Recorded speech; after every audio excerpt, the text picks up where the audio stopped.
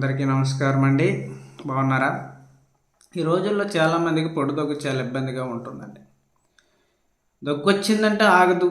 ఎంతసేపు దగ్గుతూనే ఉంటారు. ఎంతసేపు దగ్గు దగ్గు దగ్గు దగ్గు దగ్గు దగ్గు. కొంతమందికి దగ్గుతున్నప్పుడు మూత్ర విసర్జన కూడా అయిపోతుంది. దగ్గుతున్న కొద్ది యూరిన్ అయిపోతూ ఉంటుంది.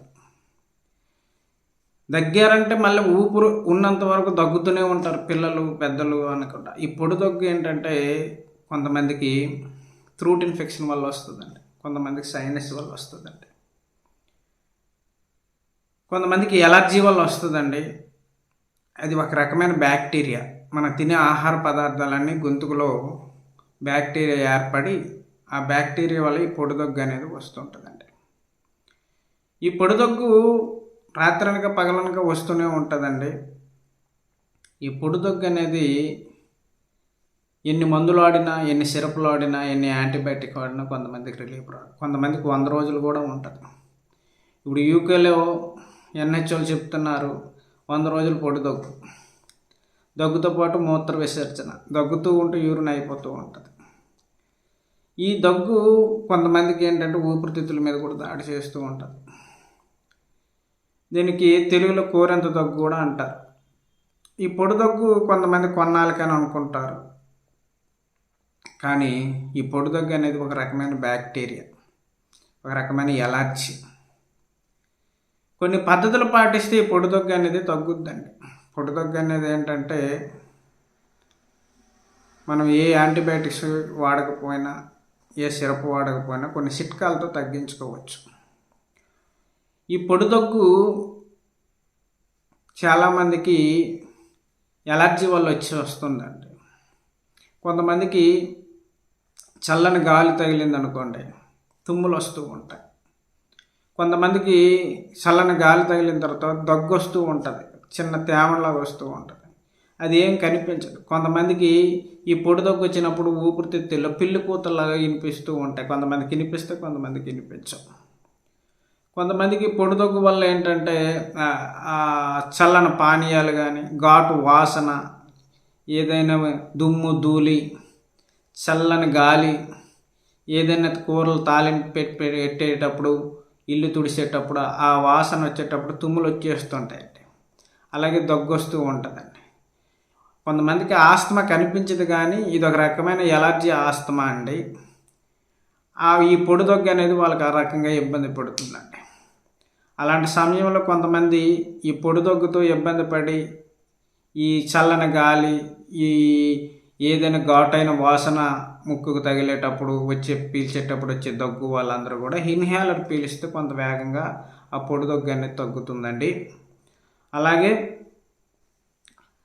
కొంతమందికి ఇన్హేలర్ పీల్చిన తర్వాత ఆవిరి పట్టిన తర్వాత అమృతాలనేమో తులసాకు పసుపు వేసుకొని నీరు ఆవిరి పట్టిన తర్వాత కూడా ఈ దగ్గు అనేది తగ్గుతూ ఉంటుందండి. ఈ పొడి దగ్గు అనేది ఈ సైనస్ వల్ల కూడా వస్తుంది కాబట్టి కొన్ని చిట్కాలు పాటించినట్లయితే ఈ పొడి దగ్గు అనేది తగ్గుతుందండి. తులసాకు తిన్నా ఈ పొడి దగ్గు తగ్గుతుందండి. మనం భోంచేసిన వెంటనే బెల్లం ముక్క మాత్రం తిన్నా ఈ పొడి దగ్గు తగ్గుతుందండి.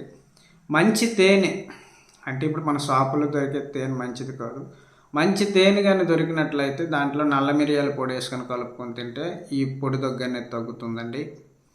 అలాగే ఈ పొడి దగ్గు అనేది అల్లం, తెల్లుల్లి, మిరియాలు, దాల్చిన చెక్క, వెల్లుల్లి కలిపి చారు చేసుకొని, అంటే అవన్నీ కూడా ఒక మిక్సీలో వేసుకొని పేస్ట్లో చేసుకుని దాన్ని షేర్ చేసుకుని ఆ షేర్తో కానీ అన్నం తిన్నట్లయితే, రసంతో కానీ అన్నం తిన్నట్లయితే ఈ పొడి దగ్గు తగ్గుతుందండి. కొంతమందికి ఏంటంటే ఈ చిట్కాలు పాటించిన తగ్గలేదంటే మాంటాక్ ఎల్సీ అని ఒక ట్యాబ్లెట్లు ఉంటాయండి. ఒక 10 రోజులు రోజు రాత్రి పడుకునేటప్పుడు ఒక ట్యాబ్లెట్ వేసుకున్నా కొంతమందికి పొడి దగ్గు అనేది తగ్గుతుందండి. ఈ ఎలర్జీ వల్ల వస్తుందా, సైనస్ వల్ల వస్తుందా, అలాగే ఆస్తమా వల్ల వస్తుందా, బ్రాంకైటిస్ వల్ల వస్తుందా అనేది ముందు మనం ఈ దగ్గును తెలుసుకోవాలండి. తెలుసుకున్నట్లయితే వేడి నీళ్ళు ఫ్లాస్క్లో పెట్టుకొని మనం టీ కాఫీలు తాగేటప్పుడు ఎంత వేడిగా తాగుతామో అలాగే రోజల్లో 3 రోజులు ఈ వేడి నీళ్ళు తాగినా ఆ పొడి దగ్గు అనేది తగ్గుతుందండి.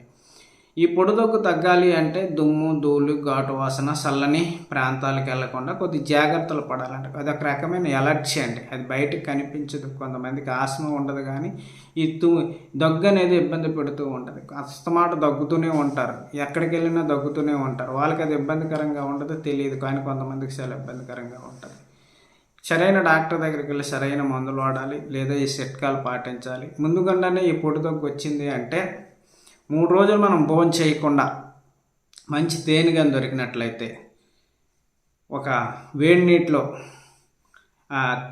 2 స్పూన్ల తేనె, ఒక నిమ్మకాయ కలుపుకుంటూ రోజల్లా గంటకి 2 గంటలకి తాగుతూ ఉంటే, భోజనం 2 రోజులు మానేసినట్లయితే పొడి దగ్గు వల్ల ఏ ప్రాంతాలు ఇబ్బంది అయ్యాయి, ఊపిరితిత్తులు, శ్వాసనాళాలు, అలాగే గొంతుక, ఇవన్నీ కూడా ఏ ఇబ్బందికరంగా వ్యాధికి గురయ్యాయో అవన్నీ కూడా త్వరగా కోలుకుంటాయండి. 3 రోజులు 4 రోజులు భోజనం మానేసి కూడా మనం ఈ థెరపీ చేయవచ్చు. తేనె నిమ్మరసం వెళ్ళడం వల్ల మనకి శక్తిని అనేది వస్తుందండి. తేనె తాగి ఎన్ని రోజులైనా బతకచ్చు. కొంతమందికి నిమ్మకాయ పడనప్పుడు ఓన్లీ తేనె మంచినీటిలో కలుపుకుంటే తాగొచ్చు, అలాగే తేనెని సప్పరించవచ్చు కూడా. తేనె అనేది మంచి బ్రాండెడ్ కంపెనీ వాడాలి, అది ఒరిజినల్ తేనె అనేది వచ్చేది. ఆ తేనె కోసం ఏ బ్రాండెడ్ కంపెనీ ఎక్కడ దొరుకుతుంది అనేది ఒక వీడియోలో చెప్తాను నేను. అలాగే మీరు ఎప్పుడు కూడాను వామాకు ఉంటుంది కండి, వామాకు కూడాను ఈ పొడి దగ్గును తగ్గిస్తుంది. కనుక ఈ పొడి దగ్గు జాగ్రత్తగా మనం మెయింటెనెన్స్ చేసినట్లయితే శరీరానికి మనం సహకరిస్తే శరీరం మనకు సహకరిస్తుందండి. కనుక ఈ పొడి దగ్గుని నిర్లక్ష్యం చేయకుండా వచ్చిన వెంటనే దాన్ని రిలీఫ్ చేసుకుంటే, తగ్గించుకుంటే భవిష్యత్తులో మనకి ఆస్మా అనేది, సైనటిటిస్ అనేది రాకుండా ఉంటుంది. మన ఊపిరితిత్తులు చక్కగా ఆరోగ్యంగా ఉంటాయి. పొడి దగ్గినప్పుడు నిర్లక్ష్యం చేయకండి. దీన్ని తగ్గ జాగ్రత్తలు తీసుకొని మీరు ముందుకెళ్ళాలని నా కోరిక. అందరికీ నమస్కారాలండి. నెక్స్ట్ వీడియోలో కలుద్దాం.